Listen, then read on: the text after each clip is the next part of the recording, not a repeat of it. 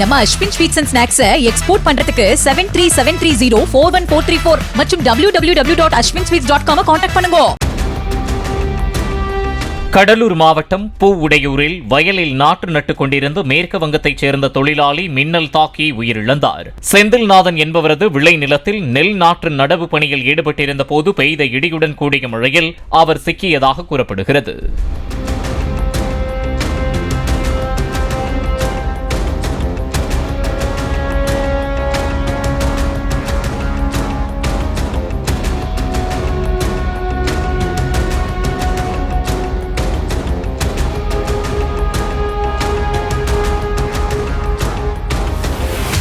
நம்ம Ashwin sweets and snacks export பண்றதுக்கு 7373041434 மற்றும் www.ashwinsweets.com கான்டாக்ட் பண்ணுங்க.